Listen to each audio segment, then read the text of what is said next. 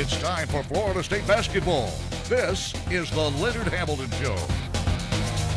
Brought to you by Powerade, the official sports drink of the Florida State Seminoles. Powerade, power through. And by the Florida Lottery, over $30 billion and counting to education.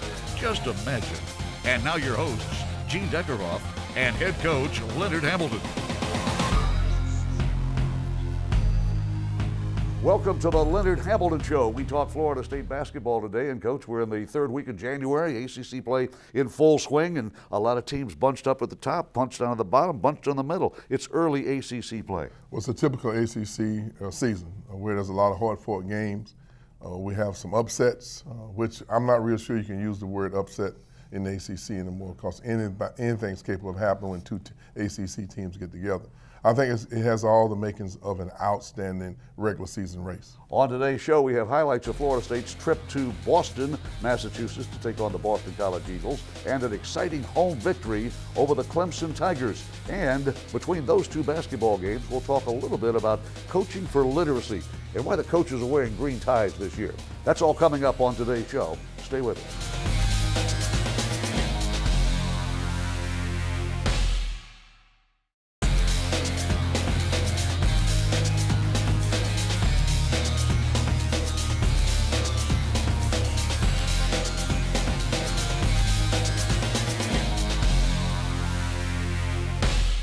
Welcome back to our show. We promised you a lot of highlights, ACC basketball, and today we begin our show looking at the highlights from the Florida State-Boston College game up at the Conte Forum in very, very cold Boston, Massachusetts. In fact, it was so cold, there was snow everywhere up there. And snow. Last thing I want to see again is a snowplow in front of our bus, Coach. But anyway, let's go to the highlights of the Conte Forum. Coach, we start red hot in this ball game. Well, we started off, no doubt, making baskets, and for whatever reason, we grew cold.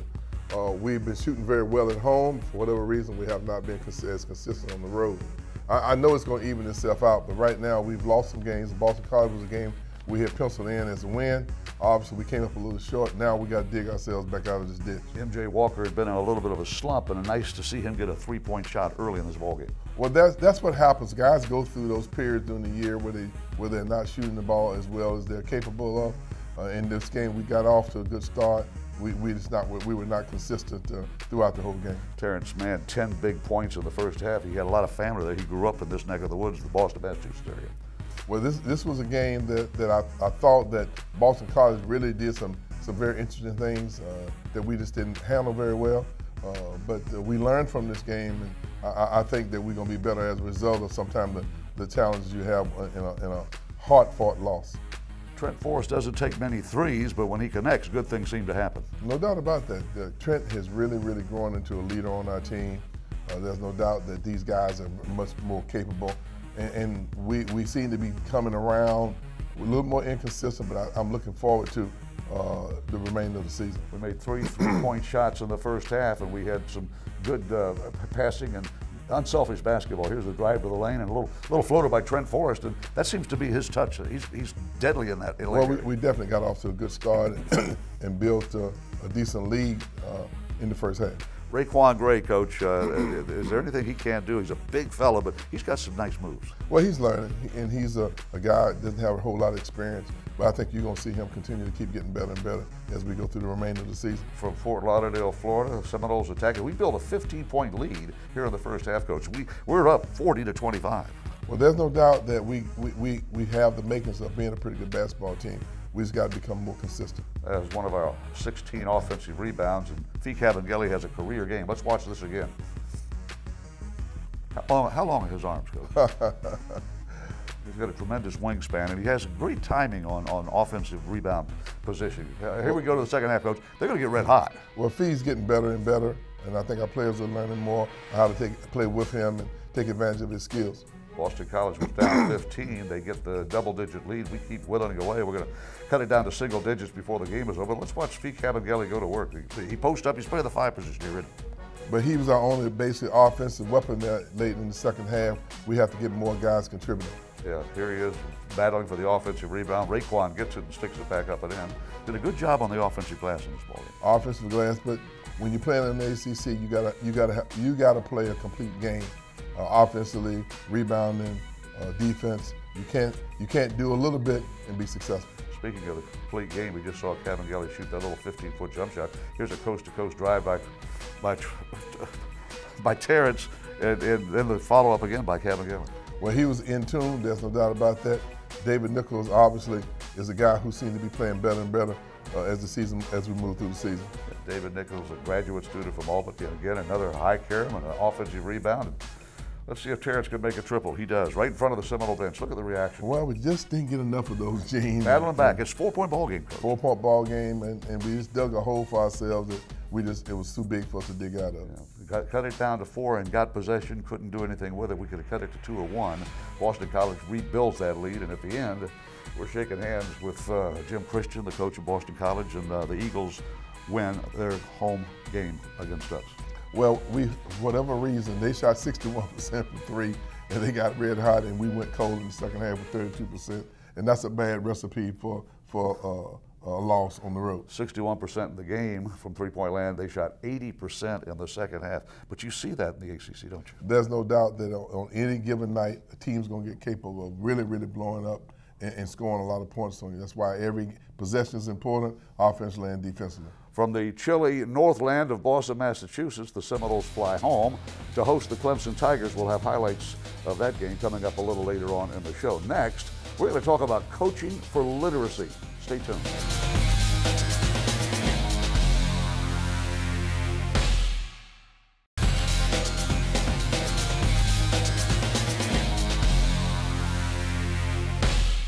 Welcome back to our show. Highlights Florida State Clemson coming up a little later on in our show. But right now, Coach, explain the Green Ties, coaching for literacy, something that you and your staff have adopted as a major effort by FSU. Well, it's a very important initiative that we have gotten involved with and trying to bring emphasis for youngsters to understand that they need to read more, because if you read more and you comprehend more, it increases you in so many different ways. It makes you a better student. It makes you more aware of what goes on in the world. So we're trying to get behind that and promote it and market it as much as possible. As told by Dr. Seuss, the more you read, the more you will know. The more you learn, the more places you will go. Yet for many children across America, their first step towards success is halted by their inability to read proficiently.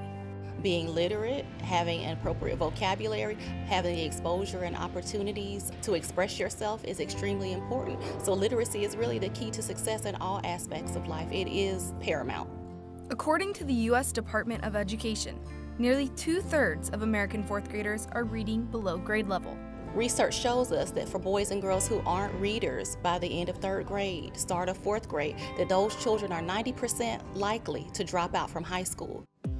In an effort to develop more successful readers, student athletes and coaches from across the nation have joined forces to create the Coaching for Literacy Coalition.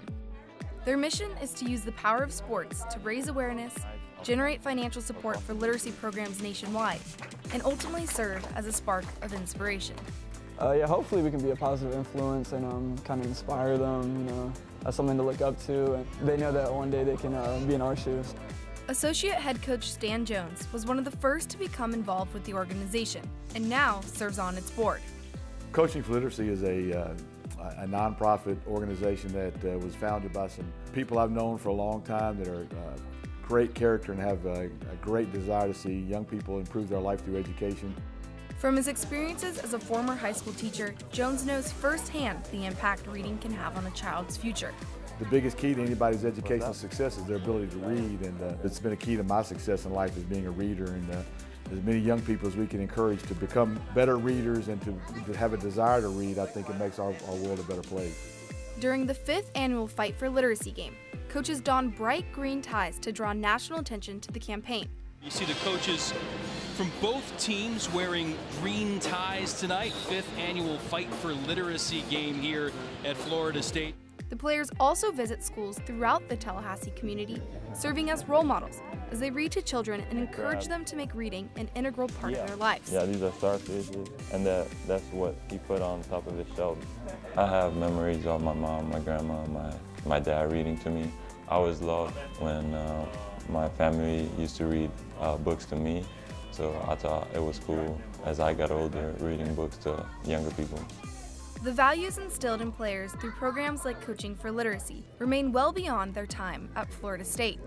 We want to be proactive on using our role as high-profile athletes to inspire the younger generations coming behind us. And I've seen our guys embrace that. Jonathan Isaac's even taking it on even further now that he's playing in the NBA, and he's sponsoring the literacy program through the Orlando Magic on his own. I got involved with Coaching for Literacy through things that we did at Florida State. And after going and reading the kids at Florida State, they contacted me while I got to the league, and that's how it all started. I have a little brother, 10 years old, in 4th grade, and it was staggering to me how little of them really do read on grade level, and it was something I wanted to be a part of. Is he going to get in trouble? Yes. If so, let's find out. The simple act of taking time to read to children impacts the life of each child. Life is all about relationships. So you think about things that might be insignificant to you, but they're huge. These are huge moments for our children. So on down the line, they'll remember the time that they had the opportunity to read with someone they looked up to, an athlete from Florida State. The FSU men's basketball team will continue making strides off of the court, one book at a time. I'm Lauren Swertfeger for The Leonard Hamilton Show.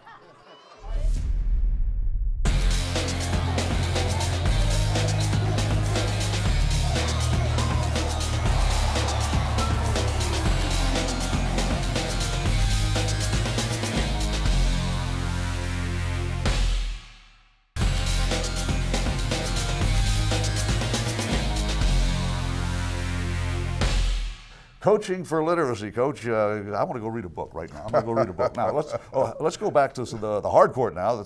Isn't it nice to play a home game at the Tucker Center, Coach? We were glad to get back home, no doubt about that. My goodness, after a trip up to Pittsburgh and then to Boston, we're in the friendly confines of the Donald L. Tucker Center, and Coach Clemson comes to play basketball. We know we got a game with Clemson. We play them twice every year. Well, the games are always in doubt for the majority of the game. It was a nip and tuck game. Both teams were really going at each other, and we were very fortunate to come away with a victory. Yeah, this is a basket-for-basket basketball game. They always seem to be. In fact, we had a 3-point lead in the first half. They take the lead. They've got it for most of the first half. And at halftime, we're down for one of the few times this season. And then we came back and took a substantial lead there in the second half. And then they came back and made it a close game. It was just typical ACC type game. MJ Walker, it's been a while since he drilled a 3-point shot at the Tucker Center. Good to see him get that shooting stroke back from Jonesboro, Georgia. Well, we seem to be shooting the ball very well. We were raining threes on a consistent basis.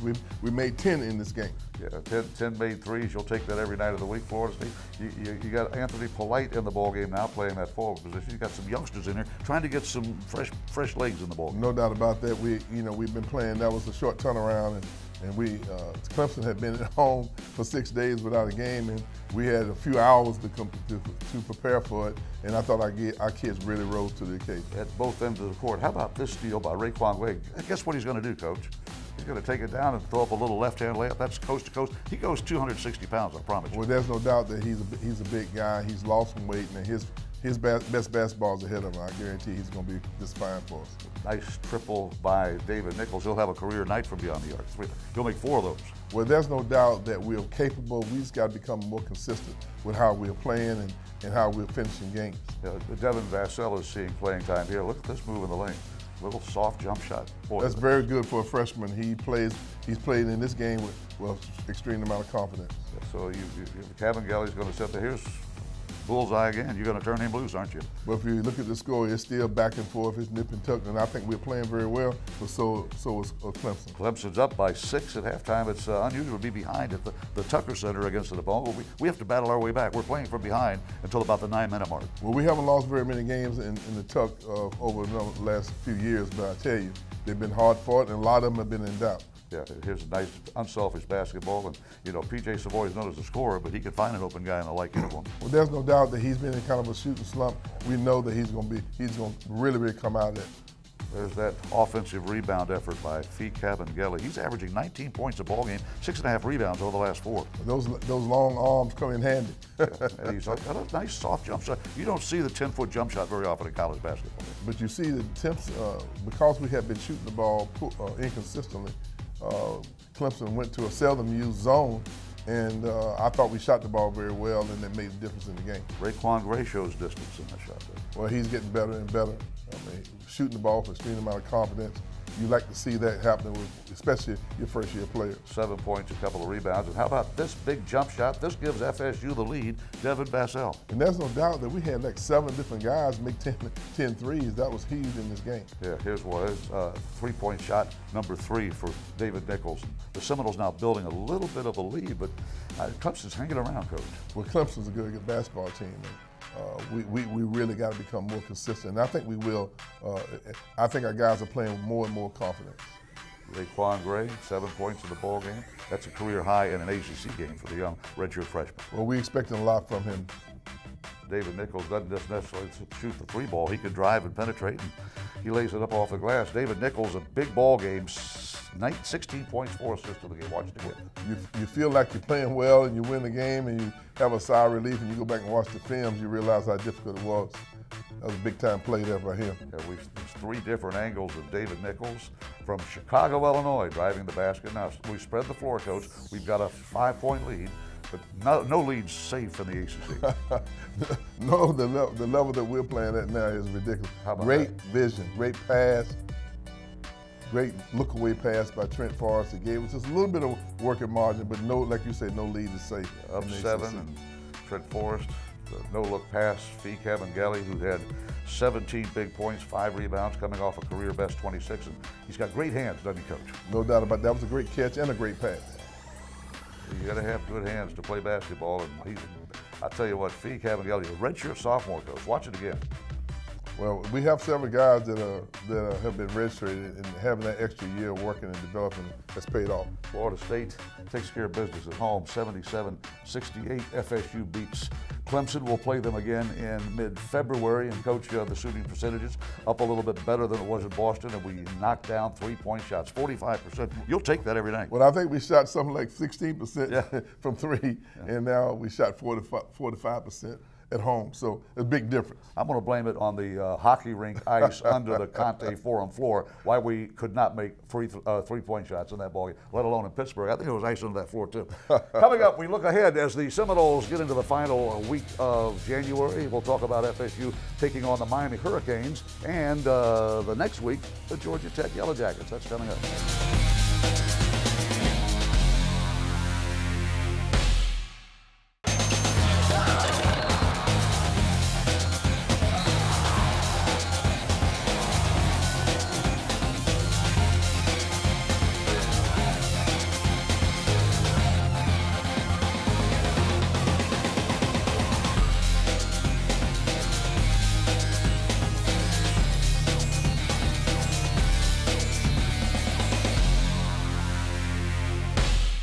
Welcome back to our show. We've had tons of highlights today. Florida State's big win over Clemson, our trip to Beantown to take on the Boston College Eagles. And Coach, this Sunday we play a team you're very familiar with, our second permanent partner. It's amazing. Play Clemson twice, play Miami twice every year, the Miami Hurricanes. Well, Miami has really started to grow and develop and gel. They played us a very hard-fought game in the Tuck. We know they're going to be prepared.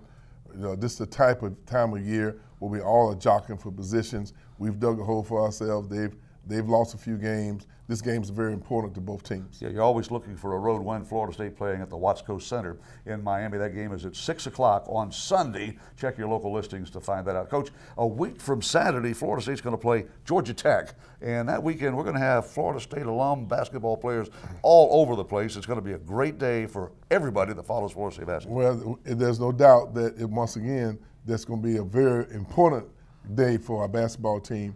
You know, bring some of the old guys back and we get a chance to reminisce and talk about the good old days, but we need to win the game. I bet you Ron King will be there with that good-looking suit of his, Coach. I promise you he will be. That's a week from this coming Saturday, reunion weekend, when Florida State plays Georgia Tech. Thanks for joining us today and following Florida State basketball. For Coach Leonard Hamilton, I'm Gene Deckeroff saying, go Noles.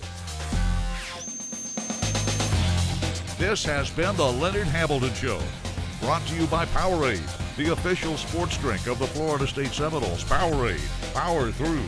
And by the Florida Lottery, over $30 billion and counting to education. Just imagine.